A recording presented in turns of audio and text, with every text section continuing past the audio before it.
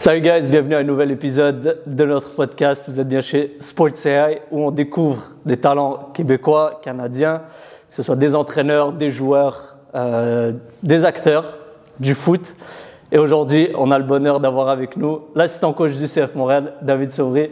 David, comment ça va? Ça va très bien. Et toi, Tariq? Ça va, ça fait un moment. Ça fait un moment. Il y a tellement de choses que j'ai tellement de questions. Écoute, déjà, on est très content de ton parcours.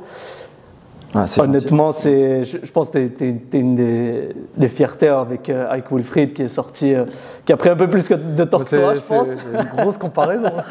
Mais c'est vraiment une formation à l'express, là. Donc, on va rentrer un petit peu dans tout ça. Mais avant tout, comment ça va? Bah écoute, ça va. Après une saison avec beaucoup de rebondissements, on va dire. Un petit peu de vacances. Voilà. Se recharger les batteries, continuer à travailler un peu et puis repartir pour une deuxième saison. Une longue saison. Là, la MLS, c'est long et c'est beaucoup de voyages. On en a parlé un peu en off, mais écoute, avant de plonger dans plein de questions que j'ai pour toi, est-ce qu'on peut remettre un peu les gens au contexte? Peut-être qu'ils ne connaîtraient pas ton parcours. Tu viens de France, de la Côte d'Or, c'est Exactement. Ça? Exact, j'ai fait mes recherches. Je vois ça. Entre Paris et Lyon. Donc, tu es né là-bas, tu grandis là-bas? Ouais, je suis resté toute ma vie, on va dire, quasiment là-bas. À part à la fin de mes études, j'étais un peu sur Lyon. Mais sinon, vraiment, en Bourgogne. Ok. Et David, il étudie en quoi? Qu'est-ce qu'il a dit? J'ai étudié, post-bac, j'ai étudié en commerce. Okay. En même temps, je continuais à coacher. Et puis, c'est ça. Donc, du coup, après mon diplôme de commerce, j'ai fait une licence en management du sport.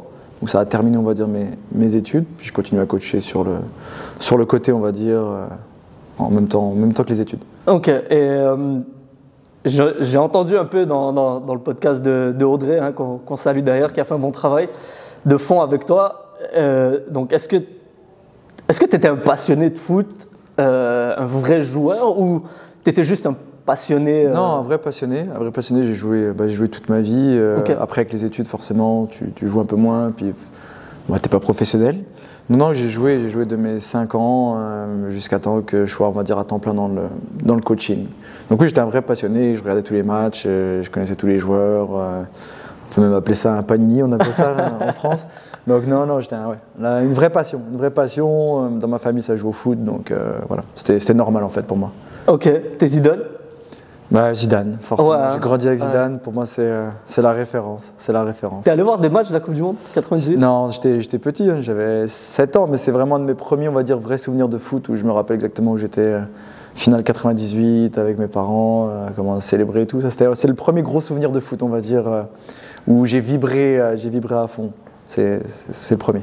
Ok. Et à quel moment vraiment tu plonges dans, on va dire, le coaching ou du moins du foot à temps plein? C'est après ta licence? Non, je coachais déjà avant. J'ai commencé assez tôt. En fait, je vais faire le cliché de base, mais je me fais les ligaments croisés. Vers 16 ans, je me fais une grosse blessure. Et en fait, vu que je suis encore en croissance, le chirurgien a dit on peut peut-être pas t'opérer tout de suite, donc ça va être plus long que prévu. Puis là, je trouvais ça compliqué de rester vraiment à l'écart des terrains et de ne plus être sur un terrain de foot dans la semaine. Et là, dans mon club, ils me disent pourquoi tu commences pas à être avec les jeunes, à devenir éducateur? Et en fait, c'est comme ça. C'est comme ça que j'ai commencé à devenir éducateur. Puis tout de suite, en fait, j'ai aimé ça, d'être au contact des jeunes, d'essayer de leur apprendre des choses.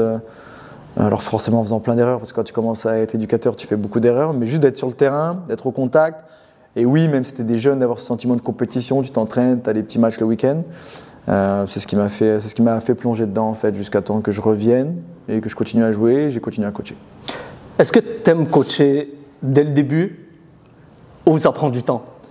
En fait, aimer, je sais pas, j'aimais être sur le terrain. J'aimais cette relation de dire on s'entraîne pour progresser, pour entre guillemets avoir la compétition le week-end, c'était avec des jeunes. Mais en fait, quand tu commences, t'es un peu perdu. Oui, il y a des gens qui t'aiguillent un peu et qui te guident, mais t'es pas bon quand tu commences. Hein. Alors j'avais le contact qui était bien, j'arrivais à à être capable de toucher les jeunes dans le message. Donc ça, c'était plutôt intéressant, mais j'avais pas de méthodologie, je savais pas comment monter un entraînement, donc forcément, tu es un peu livré à toi-même, et puis au fur et à mesure, y a des éducateurs qui ont plus d'expérience qui te guident. Donc aimer coacher, je sais pas, aimer être sur le terrain, ça oui, 100%. Ok, parce qu'on en a parlé avec Mohamed Farsi qui est passé sur le podcast et on lui a demandé en fait qu'est-ce qu'il voudrait faire après. Et je lui ai demandé, coach, ça t'intéresse? Il dit non, ça a l'air super complexe. Des fois, on se dit c'est facile, mais si t'as pas de méthode, si t'es pas organisé dans ta séance, ça peut vite partir dans tous les sens. En fait, c'est comme tout, quand tu commences quelque chose, t'es novice, et au fur et à mesure, la séance 1… Mais parce qu'on a l'impression que c'est facile. On a l'impression que c'est facile. Faire un entraînement, on voit… ça peut être facile, hein, juste de faire un entraînement pour faire un entraînement, mais si tu veux vraiment avoir quelque chose derrière qui va apporter quelque chose aux jeunes, et déjà la première chose c'est qu'ils aient du plaisir. Tu sais, c'est tout bête, mais moi on me l'avait pas dit que les jeunes fallait entre guillemets au début qu'ils touchent beaucoup de fois le ballon à l'entraînement pour qu'ils aient du plaisir. Que les arrêts de jeu ils soient pas trop longs. Voilà, exactement. Qu'il n'y ait pas de monologue. Exactement. Tu vois, mais ça c'est des choses que tu apprends au fur et à mesure. Donc quand tu commences, tu es en mode apprentissage comme les jeunes en fait. Exact. Mais déjà qu'il y ait des jeunes comme moi entre guillemets ou ceux qui le font maintenant qui donnent de leur temps, déjà là c'est déjà bien. C'est déjà bien. Moi, quand j'étais au Celtics, on en reviendra, mais juste des petits là, de 16 ans, 15 ans qui disent « moi, je veux donner du temps pour les petits », bravo déjà, c'est un super pas déjà. Après, que tu fasses des erreurs, il n'y a pas de problème. On va t'accompagner là-dedans. Donc, je trouve ça bien. Top, ok. Et écoute, on va sauter, parce que je pense qu'Audrey elle a fait un superbe travail. Je vous invite à aller le revoir, le podcast que tu as fait avec Audrey Magny, pour avoir plus de détails sur… comment ça se passe à cet âge-là au niveau de David, mais je veux savoir en fait comment tu arrives au Canada. Et là, je pense même moi, je vais apprendre des choses, mais comment ça se fait? Alors dans mon parcours, si je peux appeler ça un parcours, j'ai toujours eu la chance de rencontrer des bonnes personnes qui me donnent une chance. Et puis je suis arrivé au Canada parce que j'ai joué avec quelqu'un qui a été un acteur, qui est un acteur important ici, qui était Olivier Prudhomme. Il est venu jouer en France et on est resté en contact. Et en fait, juste de rester en contact, à un moment donné, je suis venu au Québec en vacances. Et là, j'ai vu comment ça se passait. C'est intéressant, c'est cool quand même, ça se développe. Et je ne pensais pas du tout ça, que le soccer il était déjà à ce niveau-là au Québec. Et en fait, quand j'ai fini mes études, le club du Celtics, où j'avais noué des bons contacts, grâce à Olivier, ils m'ont juste dit « Regarde, tu coaches, on a bien aimé nos discussions, etc. Est-ce que ça te dirait de venir à temps plein? On manque d'éducateurs, on cherche des éducateurs à temps plein. Est-ce que ça te dirait de venir comme éducateur à temps plein au club ?» Et c'est comme ça que je me retrouve au Québec. C'est en quelle année ça? C'est 2014, je pense. Okay. C'est dans ces années-là. C'est à peu près 2014. Et là, moi, je sors de mes études et on me dit tu peux avoir un poste à temps plein dans le foot.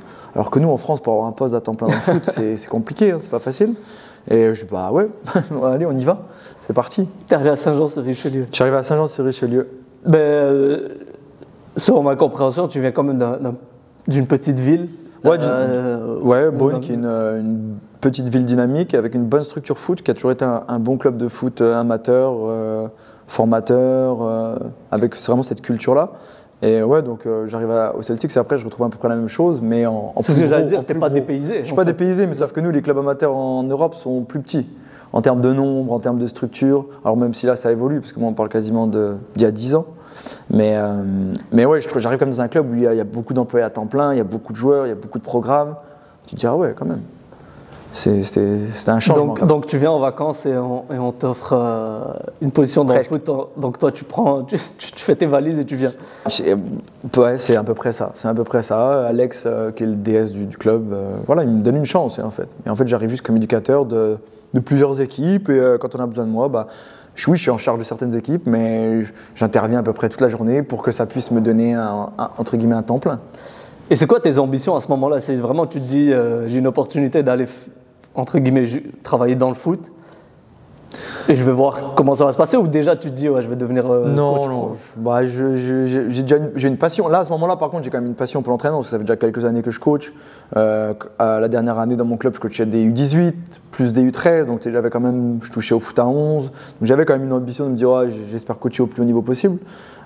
Mais jamais au niveau professionnel, c'était déjà j'ai un temps plein dans le foot, puis après juste essayer de grandir dans la structure au Québec, voir ce que ça propose et on verra. En fait, juste grandir dans la structure du club, c'était ça l'idée. Donc Ou non, j'arrive pas avec des ambitions démesurées. J'arrive juste d'essayer d'être bon et d'être heureux déjà d'avoir un temps plein dans le foot en fait. C'est ça la réalité. Et c'est vraiment incroyable parce que il y a des fois des coachs que je croise et ils me disent depuis très jeune, ils veulent faire ça. Toi, c'est vraiment, tu le fais par passion et ça, on le sent. Hein. On a eu la chance de jouer contre en semi-pro et on va y revenir. Mais je pense que tu as quand même fait un petit peu de magie avec Celtics. Une année où tu récupères Mamadi Camara. Franchement, moi qui n'ai pas joué à Celtics, on ne s'attendait jamais à ce que Celtics bouge les grandes équipes. Je pense que vous finissez deuxième cette année-là ou... Troisième. Derrière Blainville, Outremont, je pense. Ouais. Donc c'est... Ouais. Est-ce qu'on te donne les clés assez rapidement? Parce que selon mon souvenir, tu passes quand même 6 ans au Celtics. Je passe 5 ans, 6 ans, non, c'est à peu près ça. Et en fait, non, comme je te dis, en fait, c'est graduel. Je pars d'éducateur. Après, je pars avec un peu plus de responsabilités comme responsable de catégorie.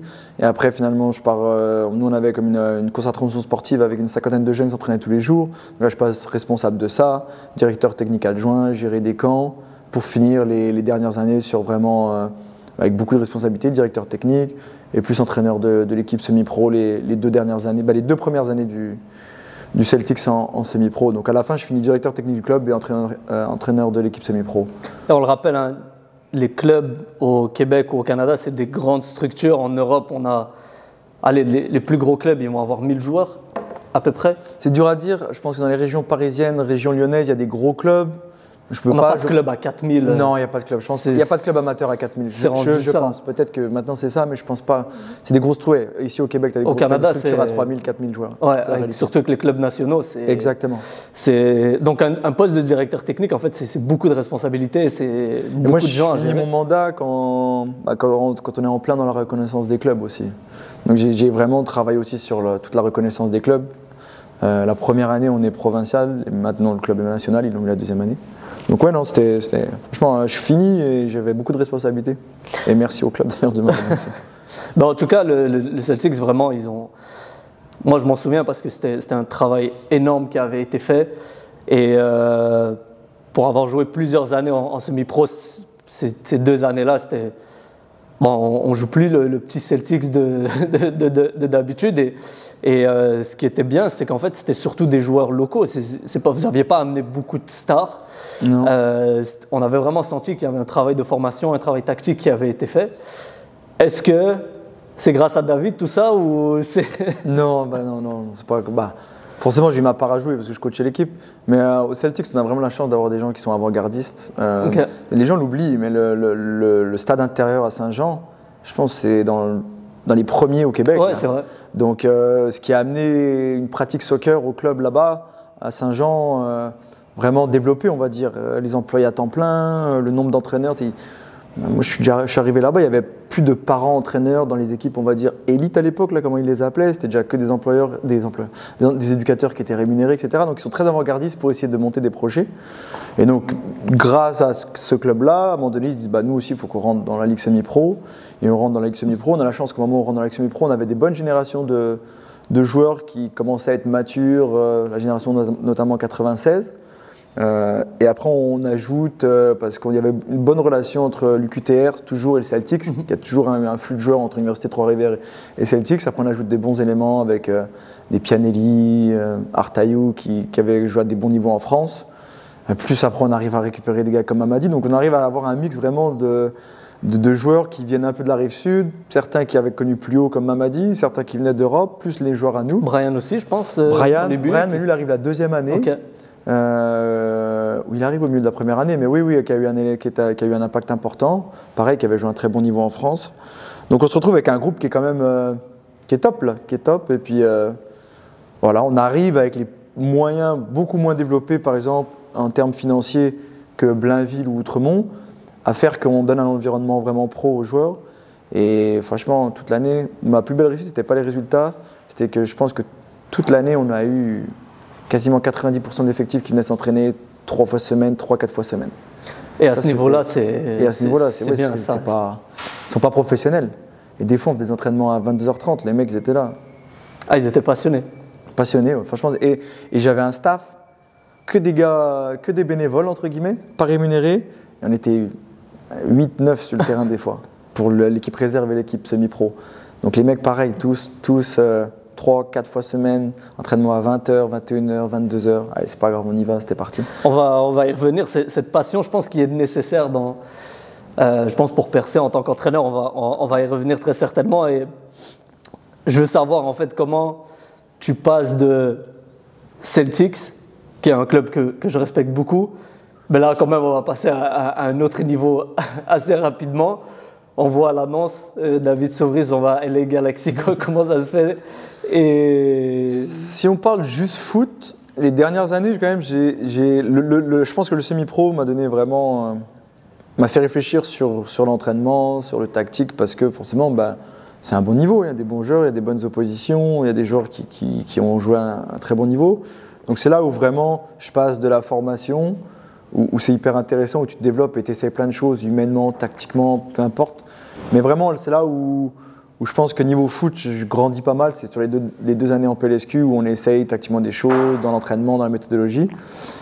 Et après, comme je le disais, en fait, ça, juste pour venir au point que ça me permet de me dire oh, finalement, je peux faire des choses intéressantes avec un groupe senior à un bon niveau, en termes de méthodologie, encore une fois, tactiquement, entraînement, etc. Et après, comme je l'ai dit, j'ai toujours eu la chance d'avoir des gens qui me font confiance et qui me donnent une chance. Et Johan Damé, pour ne pas le citer, qui est avec Wilfried à Columbus en ce moment, donc qui est champion MLS, qui était sous contrat avec Cincinnati, après il n'est plus avec Cincinnati, et là il a l'occasion de prendre la réserve à Galaxy. Johan, pour la parenthèse, qui était aussi à Montréal. Qui était aussi à Montréal, qui était coach des U19, qui lui part à Cincinnati quand ils sont en USL et qui finalement se retrouve intérim head coach en MLS à 29 ans. Bref, un parcours, quand on parle de parcours fou, lui il a un parcours fou aussi. Mais on a joué ensemble en France, on se connaissait de la France. Toujours une relation bien particulière aussi, vraiment, on se connaissait depuis longtemps. Et on est toujours resté en contact, notamment pendant le Covid où tout le monde était enfermé. Nous on se faisait des zooms avec les gars de Saint-Jean et on parlait foot, on échangeait sur des sujets pour nous occuper. Et bref, on est toujours resté en contact. Humainement, on s'entend très bien, et sportivement aussi. Et il me dit, regarde, j'ai besoin d'un adjoint, et est-ce que t'intéresserait de venir? Et en fait, ça s'est fait comme ça, tout simplement. Et lui, il coachait l'équipe réserve à LA, c'est ça? Lui venait de prendre l'équipe réserve de LA Galaxy 2, qui cette année-là évolue en USL, donc en deuxième division. Maintenant, ils sont en MLS Next Pro, mais c'était vraiment un championnat professionnel. La USL, c'est un vrai championnat professionnel qui est intéressant. Et donc, c'est comme ça que je me retrouve là-bas. Je fais l'interview avec Greg Vanny et le directeur de l'académie. Ça se passe bien, on fait les papiers, et puis voilà, je me retrouve là-bas. Incroyable quand même. Est-ce que tu pensais quitter la Côte d'Or pour te retrouver à LA? Non, quand on parle de ça, puis en plus, c'est les Galaxies. En Europe, à l'époque, avant que j'arrive ici, où je développe vraiment une connaissance sur la MLS, en Europe, nous, on connaît Galaxy. C'est un des seuls clubs vraiment qu'on a une vraie connaissance parce que c'est l'époque. Zlatan. Même pas.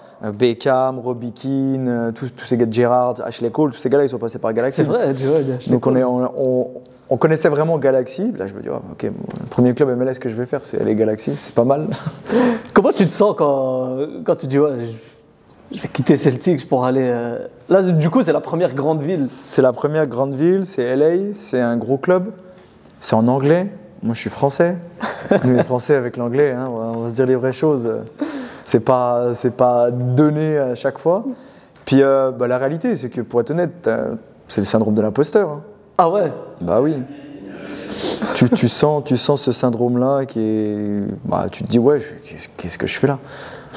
Mais à part la langue, je veux dire, tu pensais que tu étais au-deçà des attentes au niveau technique, au niveau tactique Tu le sais pas, mais t'as toujours. J'étais pas programmé pour ça, entre guillemets, pour arriver à LA à ce moment-là. Donc, encore une fois, j'ai la chance que quelqu'un me fasse confiance à ce moment-là. Mais oui, tu as ce syndrome-là quand tu débutes. Et je trouve que c'est En fait, je suis content de l'avoir parce que ça me permet d'être en alerte, ça me permet d'être à l'écoute, ça me permet de vouloir progresser. Et je pense que c'est important. Je dis pas qu'il faut le garder, ce syndrome de l'imposteur, mais de te dire, hey, sois prêt. Là. Tu restes sur le qui-vive, en fait. Tu restes sur le qui-vive. Donc, voilà. Tu as parlé d'un défi qui était la langue. Est-ce qu'il y a d'autres défis qui t'ont peut-être un petit peu freiné ou tu t'es dit, oh là, Non, il n'y a rien qui m'a freiné par contre. Par contre, ça c'était opportunité, le train il passe, il faut le prendre. On y va à 100%.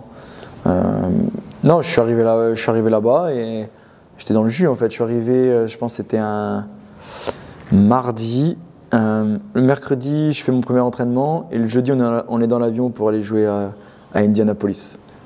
Parce qu'on jouait le samedi, vu qu'on jouait sur la côte Est, on partait le jeudi.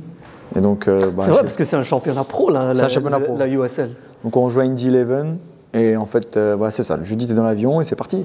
C'est comment cette réalité-là d'avoir une équipe, entre guillemets, une équipe réserve, mais qui performe dans un championnat pro?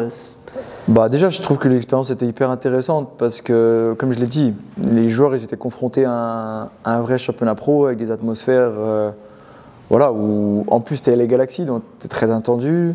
On jouait sur la côte ouest, donc tu as pas mal un peu de derby, tu vois, Orange County, San Diego, qui était coaché par Landon Donovan. Donc tu vois, il y avait en fait, pour les joueurs, ouais, exact, dans ce genre de Galaxy. Donc pour les joueurs, en fait, pour moi, c'était bien parce qu'ils finissent leur formation et ils jouent dans un championnat pro. Donc, et on avait vraiment l'environnement pro. Là. Mais vous, votre réalité, c'est que est-ce que vous devez gagner ou vous devez nourrir l'équipe première? C'est mieux de gagner quand même, forcément, parce que encore une fois, tu es dans un championnat professionnel, mais c'était finir la formation de ces joueurs-là pour que certains ils aient une équipe première. C'était ça l'objectif. Et de jouer d'une certaine manière qui représente LA Galaxy et sa culture et ce qu'ils veulent mettre sur le terrain en place, quoi, tout simplement. Donc l'adaptation, j'imagine, tu n'as pas le choix, il faut qu'elle se fasse rapidement parce que tu es rapidement confronté à la réalité du championnat. Tu passes 2 ans là-bas? Je passe 2 ans, ouais. De saison, on va dire, assez enrichissante parce qu'on te fait confiance assez rapidement. On me fait confiance rapidement. Johan, lui, au milieu de la saison, il part avec l'équipe première sur la demande du club pour aller aider l'équipe première. Donc là, un nouveau coach avec... là, encore une fois, tu sors de ta zone de confort parce que tu arrives avec quelqu'un que tu connais vraiment bien et tu sais qui parle français, tu sais comment il travaille, tu sais, voilà. Bon, après, on avait un staff complet, donc il fallait parler en anglais, mais là, c'est un coach qui est, pareil, c'est une légende du club, Marcelo Sarvas, qui lui est brésilien. Donc là, c'est une culture aussi. Oui, il faut respecter la culture du club et de comment le club veut jouer. Mais lui, il a une culture aussi foot, d'un pays de foot. Donc là aussi, enrichissant dans les échanges, dans la façon de jouer, dans le management. Et je fais ma 2e année aussi avec lui. Mais là, nous, la 2e année, on l'a fait en MLS Next Pro. Donc, ce qui est enrichissant aussi parce que je découvre un autre championnat des réserves. Donc en fait, c'était top. J'ai vu 2 championnats en 2 ans, en fait. Donc c'était bien pour ça. Tu as parlé de philosophie, de culture du club. Moi, je suis quand même intéressé de savoir ce que tu vis à LA. Après, tu te retrouves bien évidemment à Montréal. Avec Laurent, je pense que tu n'avais jamais côtoyé avant. Non. Et est-ce qu'il y a un grand changement de culture purement technico-tactique quand tu arrives à Montréal?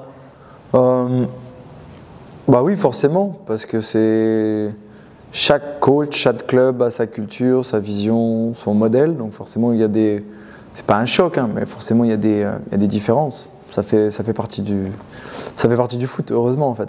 Après, il y a des idées, bien évidemment, qui se rejoignent, hein, des concepts qui se rejoignent entre les Galaxy et coacher avec Laurent, ça c'est sûr. Mais encore une fois, rien qu'en termes de management, c'est une autre personne avec un autre passé, avec une autre histoire. Donc forcément, c'est forcément nouveau, encore une fois. Je vais prendre cette part-là. Tu parlais de management. Comment on gère une équipe première versus des mecs qui sont à MLS Next Pro? J'imagine ça doit être 2 mondes complètement différents. Ouais, parce que déjà l'objectif il n'est pas le même non plus. Encore une fois, en MLS Next Pro, encore plus sur MLS Next Pro, l'objectif de résultat il n'était pas là, mais plus l'objectif de formation, parce que là on avait vraiment. Si tu regardes dans USL, tu as un effectif moyen où les gars ils ont à peu près 20 ans, la moyenne d'âge on va dire, 20-21, et en MLS Next Pro, nous on jouait plus avec une moyenne d'âge de 18 ans. Donc encore avec des joueurs qui sortent vraiment juste de l'académie, et le management en fait il n'est pas le même, parce que tu as une équipe où tu dois gagner, parce que tu as des objectifs, tu es une équipe première, et une équipe où tu dois former. Donc les différences sont énormes. Et est-ce que tu penses À quel point c'est différent? En fait, moi, ce que je veux savoir, c'est un entraîneur qui débute, hein, on va dire, qui se rend tout près d'un niveau semi-pro. Qu'est-ce qu'il doit se poser comme question en termes de gestion d'effectifs? À quel point ça devient plus de la gestion de l'homme chez les pros versus de la formation? Dans la formation, la plupart de tes joueurs, ils sont au même point. C'est-à-dire qu'ils sortent de l'académie, quand ils sont en MLX Pro, et ils veulent atteindre l'équipe première. Donc ils ont à peu près tous le même parcours foot, on va dire. Par contre, quand tu arrives en équipe première, là, c'est plus du tout les mêmes parcours. T'en as qui ont joué en Europe, qui ont un vécu énorme. T'en as d'autres qui, eux, sortent aussi de l'académie. T'en as d'autres qui ont une culture foot venant juste de MLS, d'autres venant d'autres horizons. T'as des différences de langue, t'as toutes ces choses-là qui s'incorporent. T'as des différences aussi de vécu, tout simplement, parce qu'ils ont côtoyé beaucoup de monde dans leur vie, notamment beaucoup d'entraîneurs. Donc, en termes de réflexion au foot, ils n'ont pas la même réflexion. Chaque joueur n'a pas la même réflexion, on va dire. Donc, tu as des joueurs qui vont beaucoup plus te challenger sur certains aspects. Et c'est là, en fait, la différence, elle est énorme, mais c'est là où tu dois être capable de, quand tu parle pour quelque chose. Si tu parles pour rien, parle pas. Au niveau de la première équipe, pour moi, c'est ça. C'est surtout pour un gars comme moi, avec mon parcours, c'est à partir du moment où je décide de parler à un joueur ou parler devant le groupe, c'est que j'ai quelque chose à dire, que je l'ai analysé, que je sais que je peux le détailler et que je sais que je peux argumenter. Sinon, je ne parle pas. Les mecs, ils vont pas te rater, en fait. Non, mais il y en a, ils ont 500, 600 matchs en pro.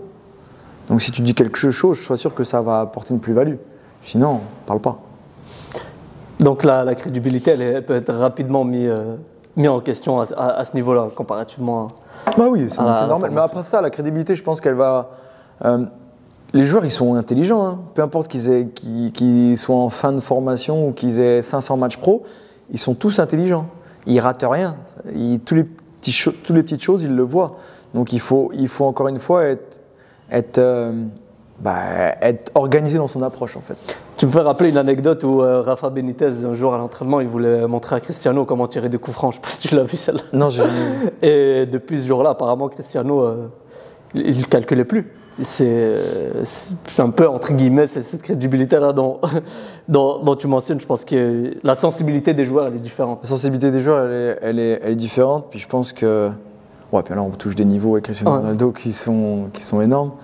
Moi, ce que j'ai toujours dit aux joueurs, notamment quand je leur parle en individuel, c'est écoute, je vais pas que je vais pas t'apprendre à jouer au foot, mais je veux juste t'aider à réfléchir sur comment être meilleur dans certaines situations. Je veux pas te dire ça c'est blanc et ça doit rester blanc. Je vais juste te dire que pense à ça dans cette situation-là qui peut peut-être t'amener quelque chose d'autre. Et c'est comme ça que je l'approche. Après, voilà, c'est une question de, encore une fois, bâtir la confiance et trouver sa place tranquillement. Et encore une fois, tant que tu leur amènes des arguments qui sont, pas qui sont valables, mais que ton argument, il est vraiment une réflexion derrière, alors eux, ils ont envie d'être meilleurs sur le terrain. Ouais, la plupart du temps, ils le prennent hyper bien. Il faut être prêt aussi à écouter leur... À ce qui te challenge, en fait. Exact, à ce qui te challenge. C'est normal. Ça n'empêche pas ça ne veut pas dire que tu dois toujours être d'accord ou que tu dois toujours les laisser parler. Des fois, ça peut être juste, regarde, je pense que c'est A parce que B plus C plus D égale à ça. Peut-être sur celle-là, j'ai pas envie de débattre parce que je pense que là, il faut que tu le fasses. Tu vois. Mais la plupart du temps, c'est comment tu les amènes à penser, à réfléchir. Tu as l'air d'être beaucoup dans la réflexion. Et dis-moi si je me trompe, mais je ne pense pas que tu aies grandi avec un modèle où on expliquait les choses. Est-ce que tu as l'impression vraiment que tu as dû faire cette adaptation versus... Je ne sais pas si toi, tu as connu ça. Est-ce qu'on vous expliquait les choses quand tu étais plus jeune? Mais moi, j'ai l'impression d'avoir vécu un peu des deux. Ouais, je suis d'accord. J'ai vécu un peu des deux. Mais maintenant, je pense que c'est normal. C'est une autre génération aussi, encore une fois. Ils ont accès à beaucoup plus de choses. Donc c'est normal, je pense, de prendre le temps. Et encore une fois, de respecter l'être humain qui est en face de toi et de se dire, ils sont pas bêtes là. Ouais. Ils sont intelligents là. S'ils sont là, c'est parce qu'ils sont intelligents. Donc respecte ça et vas-y, mets cette réflexion avec eux. Écoute, j'ai une question pour toi en fait qui touche vraiment un aspect qui m'est peut-être un petit peu personnel. J'ai eu la chance d'avoir Wilfried, comme on en a parlé en off, à des niveaux vraiment plus bas que ce qu'il coach en ce moment. Donc, que ce soit aux équipes du Québec, que ce soit à l'académie du CF Montréal. Et il avait une facilité à nous coacher, à mettre en place en fait des principes de jeu. Dont le modèle, c'était des équipes pro, mais des tops. Il nous montrait souvent des vidéos du Barça, du Bayern à l'époque, de Dortmund. Et selon ma compréhension, c'était qu'en fait, à notre niveau de compétition, on arrivait à le mettre en place. Parce qu'on était au-dessus, tu sais, je veux dire, on ne compétitionnait pas contre... À cette époque-là, on ne jouait pas en MLS Next Pro, où ça commençait à peine. Aujourd'hui, qu'est-ce que tu penses qu'il faut? Parce que clairement, il l'a démontré avec Columbus. Et même vers la fin, avec Montréal, je trouvais que le schéma de jeu, ce qu'il te proposait tactiquement, c'était vraiment les mêmes principes.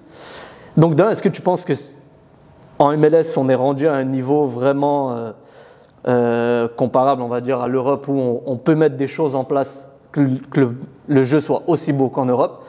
Tu sais, je veux dire, quand on regarde un match de Ligue des Champions européenne, il y a vraiment très peu de déchets.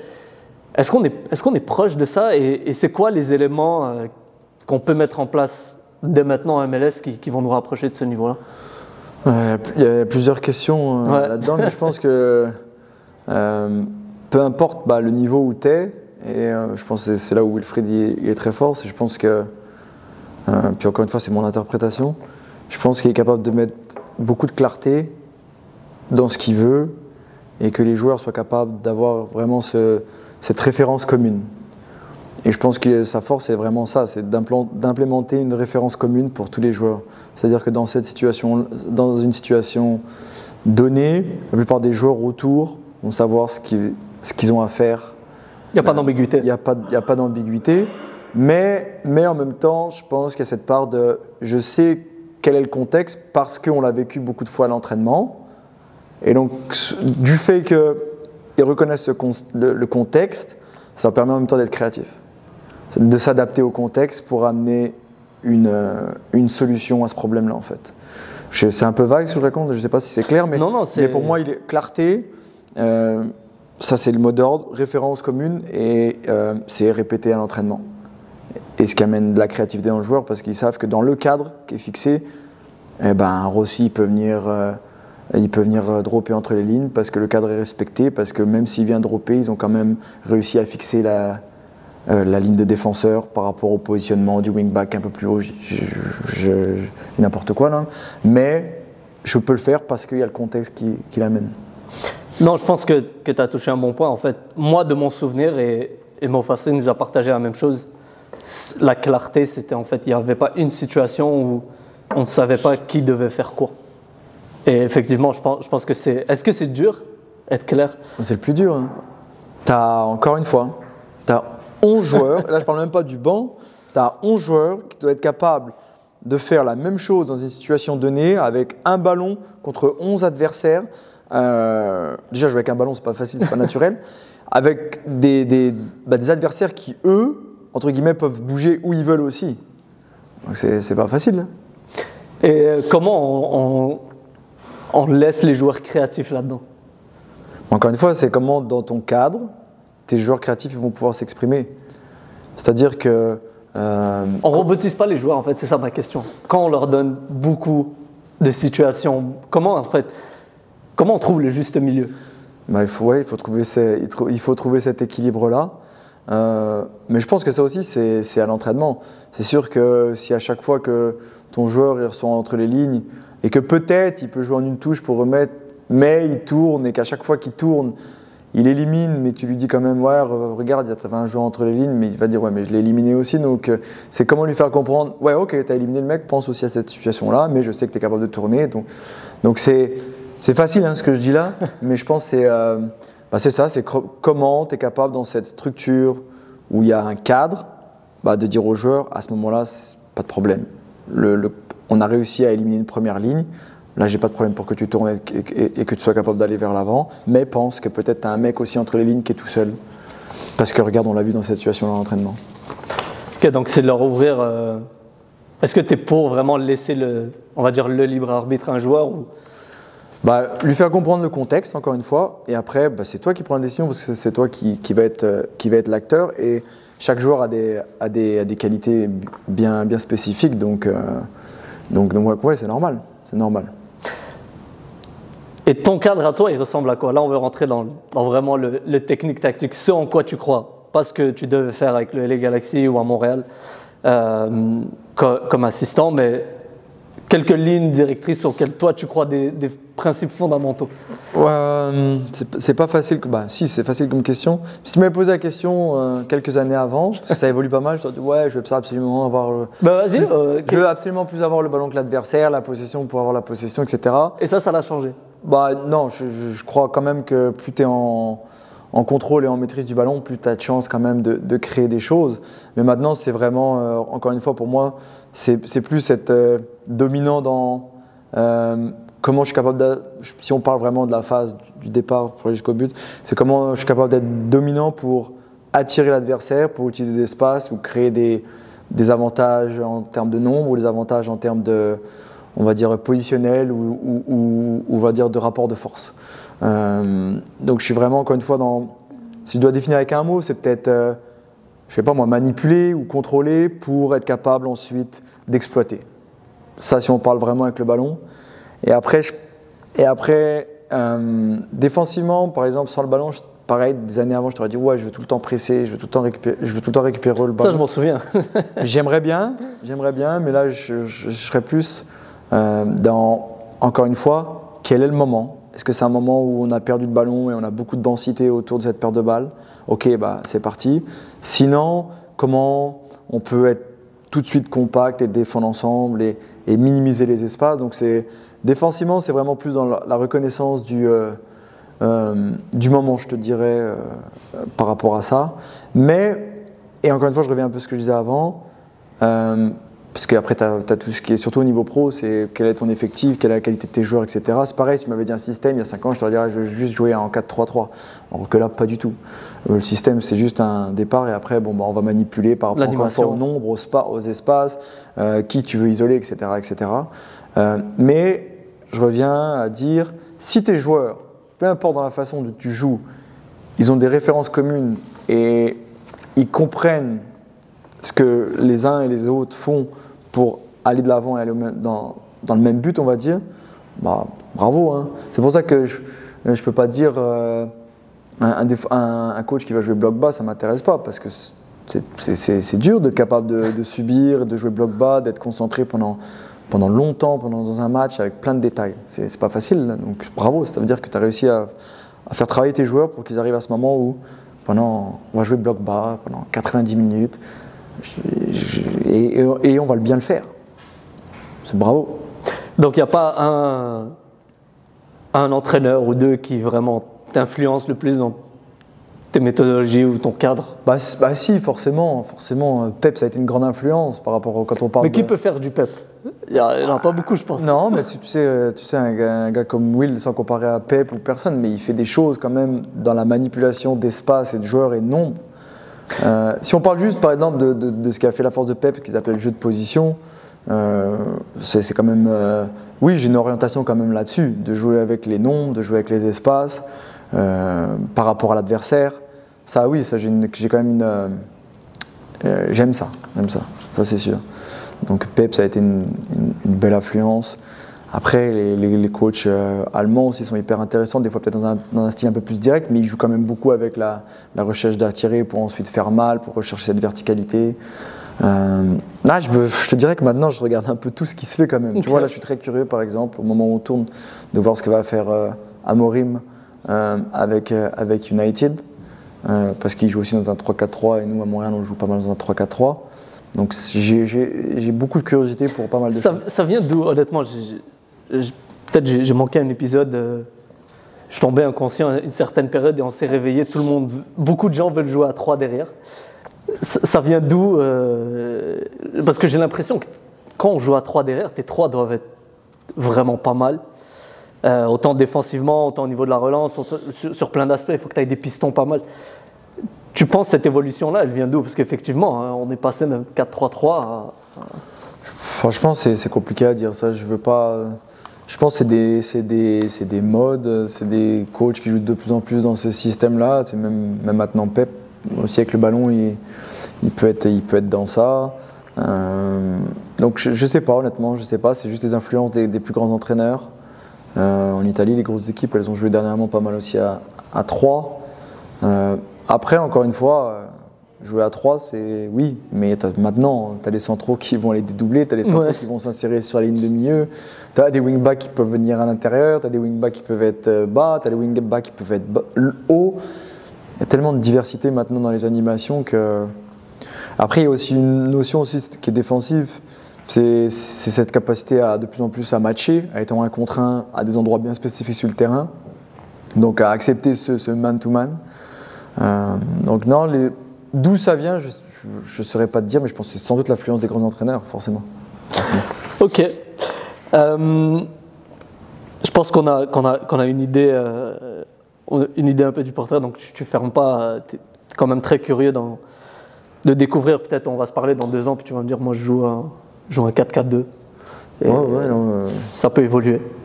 Ouais, mais je vois, à Galaxy, les derniers mois, j'aimais bien jouer en 4-2-2-2, quand j'avais les 19, là, un peu plus. Ok. Donc sans ailier il y avait de la largeur qui était amenée par les latéraux ou par des joueurs qui dézonnaient.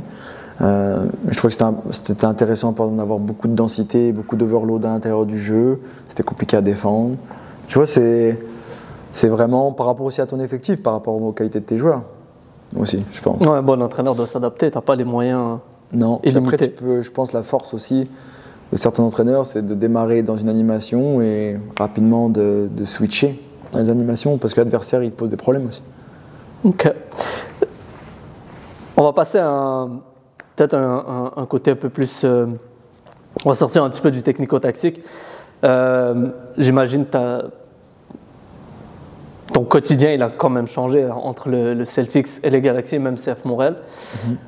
Aujourd'hui, ton quotidien, il ressemble à quoi? En ce moment, vous êtes en vacances. Ouais. Mais pendant les semaines d'entraînement, quand vous êtes sur la route, par exemple, ça ressemble à quoi? Pour un entraîneur qui se dirait peut-être je me verrais devenir pro, mais est-ce que ça prend beaucoup de sacrifices? Est-ce que vos journées sont très chargées? Ça ressemble à quoi? Ouais, c'est des journées chargées, il y a beaucoup de choses. Puis moi, je suis juste assistant. Pour les coachs, c'est encore pire, on va dire. Une journée normale, moi je suis quelqu'un qui aime bien arriver le matin assez tôt, comme ça je fais mes choses, c'est plutôt calme. Après, je te dirais qu'il y a toujours des meetings avec le coaching staff pour valider la séance qui a été souvent, on va dire préparée la veille, mais ajustée avec le staff médical. Est-ce qu'on a des blessés finalement? Est-ce qu'on a des joueurs qu'on doit ajuster en termes de charge de travail? Donc vraiment, jusqu'au moment de l'entraînement, qui est pour nous en milieu de matinée, vers 10h30, 11h. Avant ça, c'est vraiment s'assurer qu'on est prêt au niveau de la séance. Ou des séances vidéo, s'il y a des séances vidéo avant. Mais vraiment, tous les détails de la séance sont prêts. Chacun sait ce qu'il a à faire. Préparer le terrain, parce que c'est hyper important. Moi, je considère que le moment le plus important de la journée, même si on fait beaucoup de choses, ça doit être la séance d'entraînement. Parce que c'est vraiment le moment où il y a des choses, il y a l'interaction, elle va être la plus forte avec les joueurs, on va dire. Et c'est là où on développe le plus de choses. Même si un outil vidéo maintenant, il est hyper important, très important même. Donc vraiment, avant 10h30, juste on focus sur la séance. Après, on a la séance qui varie en termes de durée, de temps, selon le jour de la semaine. Après, on mange, comme tout le monde. Tous ensemble? Ouais, le staff. Après, des fois, il y en a qui ont des choses à faire. Après, ça dépend des journées, mais il y en a qui peuvent aussi avoir des rencontres individuelles avec certains joueurs ou des units vidéo. Souvent, les vidéos collectives, elles sont faites avant l'entraînement, juste avant de sortir sur le terrain. Et puis après, l'après-midi, rebelote, on va dire. On repart on revoit l'entraînement pour essayer de sortir des choses pour le lendemain ou d'autres vidéos, etc. On pense à l'entraînement, on fait plus un débrief de l'entraînement avec le staff, que ce soit sur la charge athlétique, sur les objectifs technico-tactiques, ou certains d'entre nous sur les objectifs individuels qui sont donnés aux joueurs. Donc on essaie de regarder peut-être des joueurs en particulier. Tu vois, moi cette année, par exemple, j'avais en charge entre guillemets un peu plus les milieux de terrain. Donc voilà, regarder un peu plus ce que les milieux de terrain aussi ils ont fait sur certains objectifs de la séance. Puis après, comme je te dis, on repart sur la préparation du lendemain. Et ouais, voilà, il y a ce cycle qui s'enchaîne. Après, il y a des choses qui viennent s'ajouter. Par exemple, l'année dernière, cette année, j'étais en charge des coups de pied arrêtés offensifs. Donc, à un moment donné dans la semaine aussi, il faut commencer à analyser les coups de pied arrêtés offensifs, commencer à analyser aussi le rapport, surtout en début de semaine, de l'adversaire pour préparer l'opposition. Donc, voilà. Après, les tâches, on va dire, récurrentes, c'est vraiment ça. Donc, c'est du 9 à 5. Bah, toi, tu arrives un peu plus tôt, mais... Bah écoute, ça dépend des journées. On part quand on doit partir. Chacun aussi a des, on va dire, pas des conflits, mais des responsabilités familiales. Donc il y en a qui aiment arriver un petit peu plus tôt, il y en a qui aiment rester un peu plus tard. Mais on sait qu'à un moment donné, dans la journée, tout est fait, ce qu'on doit faire tous ensemble. Et après, chacun peut avancer sur ses tâches. Et moi, par exemple, j'aime bien arriver tôt le matin. Pour avancer sur mes tâches, on va dire plus individuelles. Bah, pas individuelles, mais que je peux faire sans les autres, entre guillemets. Et mis à part, on va dire, quand vous êtes sur la route, que ce soit pour les camps de pré-saison, pour les matchs à l'étranger, il y a un équilibre travail-famille qui peut quand même exister. Ouais, mais la réalité, c'est que c'est pas facile. Quand tu es passionné comme ça et que tu sais que tu as une notion de résultat, l'équilibre, il est hyper dur à trouver. Et encore une fois, moi, je suis qu'assistant. J'imagine même pas pour les head coach. Les head coach avec les médias, avec les relations avec les joueurs. Oui, nous, on a des relations avec les joueurs, mais encore une fois, la tête qui va décider, c'est le head coach. Donc, c'est lui qui est toujours devant le public, devant les médias, devant les responsables du club, devant les joueurs. Donc, moi, je sais que forcément, et je suis jeune aussi dans le métier, donc il faut que j'apprenne à... Et ça, je pense que ça s'acquiert aussi avec les années de garder cet équilibre. Mais c'est pas facile, non? C'est pas facile de pas penser à ce qui se passe. Surtout quand tu as des périodes qui sont un petit peu plus négatives en termes de résultats. C'est la charge mentale plus. La charge mentale, elle est dure, ouais. Elle est dure. Et après, la charge physique aussi en MLS. Alors pour les joueurs, j'en parle même pas. Mais pour le staff aussi, parce qu'il y a beaucoup de voyages. Surtout nous à Montréal, où notamment la pré-saison, on est loin de la maison pendant longtemps. En Floride souvent, c'est ça? En Floride, l'année dernière, on était en Arizona aussi. Mais c'est des périodes qui sont longues, parce qu'on joue beaucoup de matchs à l'extérieur, on rentre pas longtemps à Montréal. Donc ça fait pas. Après, on peut pas se plaindre. Moi, jamais je vais me plaindre. Oui, tu es fatigué, oui, des fois tu peux être un peu grincheux, entre guillemets, mais à la fin de la journée, tu fais ce que tu aimes et bah ouais, on est chanceux. Mais il y a quand même une part de sacrifice. C'est en fait ça le point où je pense les gens veulent. Je pense qu'il faut leur donner les deux côtés de la médaille. Oui, tu vis de ta passion. Quand ça se passe bien, ben, j'imagine que ça se passe super bien parce que, je veux dire, gagner des championnats de cette envergure-là, ça doit être des émotions très fortes. Je ne l'ai pas fait encore, donc je te dirais quand je gagne rien, j'espère. Mais quand ça va mal, oui, ça peut se refléter. C'est pas comme. C'est une charge mentale, une grosse charge mentale, mais pour avoir été directeur technique de club, tu as une vraie charge mentale aussi. Parce que nous on gère 25 joueurs. Quand tu es directeur technique de club, des fois tu en gères 2000, 3000, tu gères 50 éducateurs. Elle est comparable la charge mentale? C'est pas la même, mais mes collègues directeurs techniques de club, je sais qu'ils ont une vraie charge mentale aussi. Hein. Ils doivent gérer des parents. Il y a aussi le management des parents. Il y a un entraînement qui se déroule à 7 heures sur un groupe de U12 et il y a 2 éducateurs qui ne sont pas là. Qu'est-ce qu'on fait? C'est une vraie charge mentale aussi. Hein. Pas la même, mais moi il y a un truc qui est bien, par exemple, c'est que je sais que à partir oui, je vais penser dans ma tête, entre guillemets, mais quand j'arrive à la maison le soir, je sais que par exemple, je vais pas recevoir ce coup de téléphone-là de dire il nous manque 2 éducateurs sur le terrain des U12, comment on fait? Ok, je vais y aller. Parce que sinon les parents et les petits, ils vont pas être bien encadrés, c'est normal. Je sais que quand j'arrive à la maison, normalement. Non, c'est 2 catégories de problèmes qui sont différents. C'est 2 catégories de problèmes, mais franchement, directeur en fait, tous les employés de club de soccer, il y a une grosse charge mentale. En fait, comme dans tous les métiers, tout le monde a une charge mentale qui est importante. C'est vraiment intéressant que tu dis ça. Donc, pour ceux qui nous écoutent, si vous êtes d'été, peut-être viser à devenir coach pro, vous aurez moins. Je sais pas, différents c'est pas types la de même. problèmes. C'est pas la même. On va rentrer dans un sujet, je pense, qui va intéresser peut-être un petit peu plus les joueurs, peut-être les entraîneurs aussi, pour donner leur juste. Tu as coaché un petit peu en France, tu as coaché au Québec, tu as coaché en académie à LA Galaxy et maintenant les pros à Montréal. Alors, la question que je veux absolument une réponse courte, si possible, est-ce qu'il y a du talent au Québec? Beaucoup de talent. J'ai eu la chance de faire toutes les catégories. Que ce soit des garçons, des filles, des U9 jusqu'aux seniors, il y a énormément de talent. Ça se voit de plus en plus. C'était ma réponse courte. Et est-ce que j'ai ce débat-là souvent avec des gens, j'ai la chance de côtoyer encore des gens qui jouent soit seniors, semi-pro, des potes aussi qui sont en CPL. J'ai l'impression que les bons joueurs qu'on avait, qui devaient aller en CPL, qui devaient aller ailleurs, comme les Montfarcy et autres, ils ont fait le saut. Mais j'ai l'impression que certains pensent que c'est plus facile que ce que c'est. Donc, entre les très bons joueurs PLSQ, la CPL, la MLS Next Pro, on va se dire la vérité, il y a quand même une différence de niveau. Il faut quand même même si on a du talent, il faut mettre le travail derrière pour arriver là. Ah bah oui, il y a une différence de... Oui, bah oui, il y a une différence de niveau qui est énorme, c'est normal. La différence de niveau, en fait,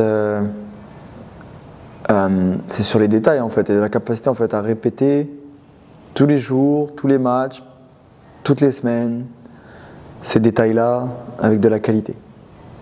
Que ce soit physiquement déjà dans ta capacité à répéter les efforts physiques, dans ta capacité à être techniquement juste et tactiquement recevoir beaucoup d'informations.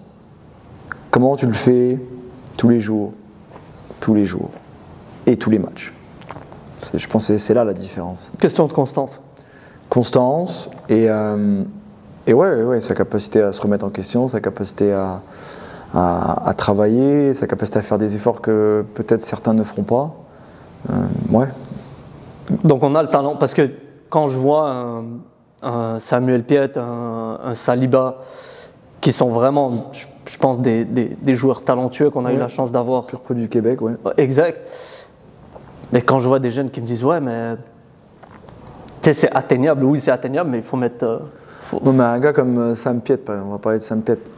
Quand tu vois Sam à l'entraînement tous les jours, tu comprends pourquoi il fait une carrière aussi longue et pourquoi il a joué en Europe. Et Sam, dans un entraînement, il ne va pas perdre beaucoup de ballons. Là. Il prend ça très au sérieux. Il est très sérieux et il ne va pas perdre beaucoup de ballons. C'est-à-dire qu'il est capable de tous les jours de la semaine d'être dans un registre où, par rapport aux contraintes de l'exercice ou ces choses-là, d'être juste. Et c'est pour ça qu'après le week-end, il est juste aussi. Mais ça, c'est dur. Hein. Parce que tu peux faire 2-3 exploits à l'entraînement, ouais. Un passement de jambe, une frappe pleine lucarne, mais si après, les 3-4 ballons où tu dois sécuriser la possession, encore une fois, je donne des exemples comme ça, tu fais pas le bon choix et tu perds les 3-4 ballons et ça amène sur une contre-attaque, ouais, mais ok, tu as fait une frappe cadrée de 35 mètres, mais tu as concédé 4 contre-attaques qui ont amené 2 buts. Et tu es numéro 6. Justement, on va dire Sam. Bon, moi je le connais assez bien, donc j'anticipe la réponse, mais sur une semaine d'entraînement, c'est quoi, on va dire, son ratio de bonne prise de décision? Je ne parle pas d'exécution, simplement de bonne prise de décision. Parce que c'est souvent des choses qu'on va mettre de l'avant chez les jeunes, même s'ils vont rater. On veut que la prise de décision soit bonne. Un joueur à ce niveau-là, est-ce que ça lui arrive de se tromper au niveau de la prise de décision? Ça lui arrive. Mais par contre, tout de suite, il a le switch de réaliser qu'il s'est trompé. Et c'est la prise de décision après ça où tu vas voir tout de suite, ok, un ajustement. Voilà. Bah, ou peut-être pas un ajustement, mais une réponse tout de suite. Si la même situation elle arrive, il va peut-être refaire la même chose, mais d'une façon entre guillemets qui va donner de la réussite. Ou du moins prendre la même décision, par exemple, juste, je sais pas moi, il voulait jouer le latéral, et ben il va peut-être rejouer le latéral, mais peut-être que sur le temps de passe, il va attaquer un peu plus son ballon. Encore une fois, je donne des exemples vraiment sortis du contexte là, mais Mais ouais, et Sam en fait, Sam, il connaît aussi ses qualités et il sait comment il va amener une plus-value à l'équipe. Et donc, ça ne veut pas dire qu'il ne va pas tenter des choses hors de son registre à l'entraînement, mais encore une fois, il est dans une analyse perpétuelle de la situation pour prendre la meilleure décision. Et après, ça se gagne aussi avec l'expérience, mais il est capable d'être là aujourd'hui parce qu'à chaque entraînement, encore une fois, il est focus sur ce qu'il a à faire, focus sur sa tâche, même les petits détails. Donc moi, c'est des joueurs qui m'impressionnent, ça. C'est des joueurs qui m'impressionnent. Par leur capacité à justement... Moi, j'ai un souvenir il acceptait pas de rater de petites choses. Exactement. Mais c'est pour ça qu'en match, tu regardes ces datas, ou ces datas tactiques ou technico-tactiques, il y a très peu de déchets. Très peu de déchets. Top. On finit avec une dernière partie. Je veux savoir, c'est quoi tes ambitions? Bon, là, tu m'as dit, tu es venu de la France. Je peux pas croire. Là, il faut que tu réalises là, que tu es vraiment dans le monde pro. Et est-ce que David, des fois, il se dit, bon, j'aimerais, je sais pas moi, une équipe nationale. Est-ce que tu dois rester assistant coach? Est-ce que le poste de head coach t'intéresserait à long terme ou... Ouais, c'est un peu cliché ce que je vais dire, mais déjà j'ai envie que chaque journée entre guillemets je progresse et d'être au contact de joueurs, ça me fait progresser. Après, la réalité c'est que j'ai envie de durer dans ce milieu-là. Pour moi, je pense qu'en ce moment ma position si on parle du niveau MLS, je pense que ma position en tant qu'assistant coach dans un club MLS, je peux apporter. J'ai des bonnes choses à apporter. Je dois encore progresser sur certains aspects. Donc je pense que la position où je suis en ce moment me permet d'être un bon apport à un staff, à un coach. Et je vais encore progresser dans cette position-là. Et après, franchement, déjà si j'arrive à m'établir et à durer dans ce monde-là, ça sera déjà une réussite. Parce que si on m'avait dit il y a 5 ans ou il y a 10 ans, à 33 ans, à Lisbonne, on serait venu à 33 ans, tu seras assistant coach en MLS. On va dire ok, ouais, c'est ça. Ok, ou je signe direct. Ouais, exact. Donc en fait, même si on m'avait dit tu finiras ta carrière assistant MLS, ce sera déjà une réussite pour moi. Maintenant, comme j'ai dit, je continue à progresser, je continue à essayer d'être le meilleur à chaque fois, de me remettre en question, d'être humble, parce que moi d'où je viens, je me dois d'être humble. Et puis après, s'il y a d'autres choses qui arrivent, je les prendrai. Mais durer, c'est déjà pas mal, je pense. Ok, c'est ce qu'on va te souhaiter. Alors de la durée, écoute, on a beaucoup d'entraîneurs qui nous regardent, qui nous suivent, soit à travers les podcasts ou qui utilisent notre plateforme de données. Et souvent, quand j'échange avec eux, on a l'impression, toi, tu as eu la chance de venir au Québec et d'avoir... Je pense qu'au niveau des clubs de formation, oui, on a énormément d'opportunités. Après, on n'a pas énormément d'équipes professionnelles. Comme je compare avec la France, après, il faudrait voir les ratios. Mais c'est quoi le conseil que tu donnerais à un entraîneur qui voudrait suivre tes traces? Un jeune là, de 15, 16 ans, 17 ans qui veut devenir un David Sauvry demain. Il faut être curieux. Je pense que la passion, c'est important. C'est un métier passion, ça c'est la réalité. C'est dur à dire, mais... Faire ses formations le plus rapidement possible. Ouais. Exact, c'est un très bon point. Les gens pensent que les formations, entre guillemets, parfois c'est pas essentiel. Je suis d'accord que les formations ne t'apportent pas tout, mais elles t'apportent une structure. Moi, j'ai beaucoup réfléchi grâce aux formations ici que j'ai passées.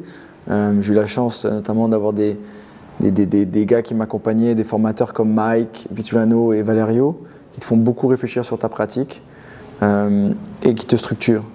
Et après, tu peux essayer des trucs. Et c'est ça aussi, c'est sois curieux, inspire-toi, forme-toi, essaye, surtout avec des équipes en formation. Tente des choses à l'entraînement, des exercices. Essaye toujours de te dire, est-ce que cet exercice-là, il me met en confiance moi, il va permettre de faire progresser les joueurs. C'est pas forcément les exercices les plus complexes qui seront les plus efficaces.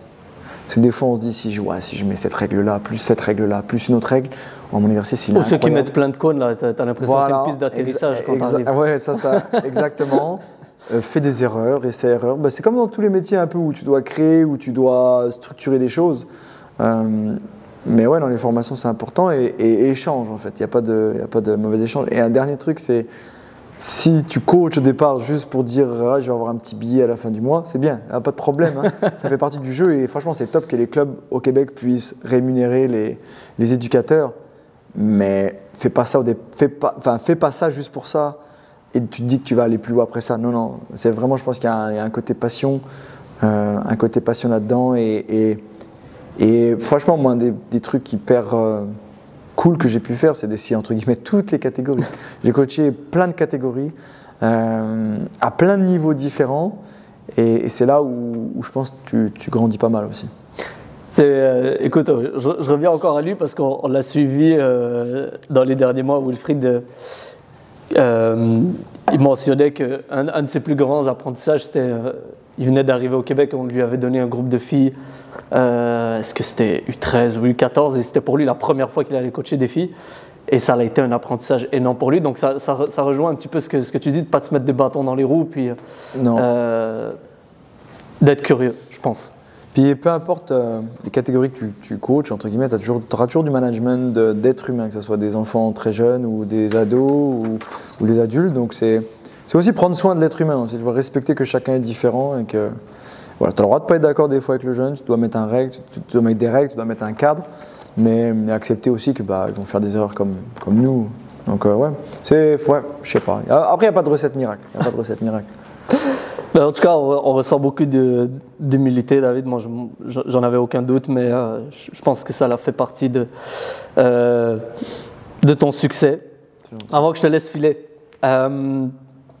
les 2 dernières questions.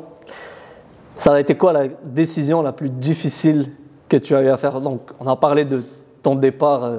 Tu laisses quand même ta famille derrière, j'imagine, pour aller à Saint-Jean-sur-Richelieu. Est-ce que c'était ça la décision la plus dure? Est-ce que c'est de partir à LA? En fait, je ne les vois même pas comme des décisions difficiles. Oui, forcément, il y a des côtés très négatifs parce que tu ne vois plus ta famille ou tes amis. Mais après, tous les jours, tu te réveilles pour aller coacher, faire du soccer et dans ta passion. En fait, ça n'a jamais été des décisions difficiles.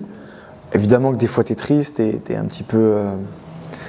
t'es un petit peu chamboulé, on va dire, mentalement. Mais en fait, ce n'est pas des décisions difficiles pour moi. Donc, des décisions difficiles, professionnellement, qui m'ont amené au niveau... Professionnellement, je n'en ai pas eu. Pour l'instant, j'ai de la chance que... en fait, il y a une opportunité, j'y vais. Et là, je suis très heureux d'être à Montréal. Enfin, j'ai entre guillemets grandi dans le foot ici, comme entraîneur, comme éducateur. Et après de me dire que je reviens dans une première équipe, parce qu'à LA c'était la deuxième équipe, et c'est à Montréal. Tu vois, je me dis, en fait, je sais pas, il y a des choses qui sont bien faites. Tu vois. Et peut-être du côté humoristique, si tu pouvais changer une règle dans le foot. Du moins pas leur jeu. Parce que là, on va aller jouer au foot à 7. Non. Pas leur jeu, non. Il y a la VAR qui risque de bientôt changer, que ce soit un petit peu comme au hockey, où est-ce que les entraîneurs pourront... Ah, tu me poses une colle. Je vois quelqu'un qui est arrivé là. Une règle, tu me poses une colle. Là. Une règle qu'on pourrait changer. Franchement. Moi, ce serait le temps. Ah ouais? Ouais, je changerais cette notion-là de 45 minutes plus 12 minutes. Moi j'en aurais stop clock. Non, moi j'en stop clock, 30 minutes. Ça, je le garde. Stop clock et prends tout le temps que tu veux dans ta touche ou tu as 15 secondes pour jouer ta touche. Ah ouais? Ouais, au niveau pro, parce que le ballon, il est là.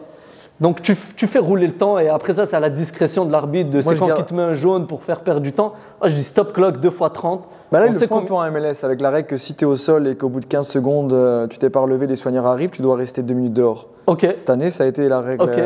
Ça a été la règle qui était appliquée. Mais il y a pas une règle, mais si c'est une règle. Je mettrais un time-out par coach dans chaque mi-temps. Ah ouais. Ça, c'est le français qui dit ça. Quand t'es pas bien, ça permet ok. Venez là. Ah dommage, je désapprouve. Si. Ok. Time-out. Un time-out. Peut-être aller à un par match. Intéressant. Dites-nous en commentaire qu'est-ce que vous pensez d'un time-out ou le stop clock. Moi, je pense là, tu m'as appris aussi au dépourvu cette question-là. Mais là, je garde mon time-out. Time-out. Ok. Merci beaucoup, guys, de nous avoir écoutés jusqu'au bout. Un grand merci à toi, David. On espère vous retrouver en force l'année prochaine. Merci à toi. J'attendais juste d'acheter mon billet contre Messi. Ah ouais, mais t'aurais dû me demander, je t'en aurais donné un. C'est ce qu'il dit devant la caméra, c'est pas vrai. Merci beaucoup, merci David.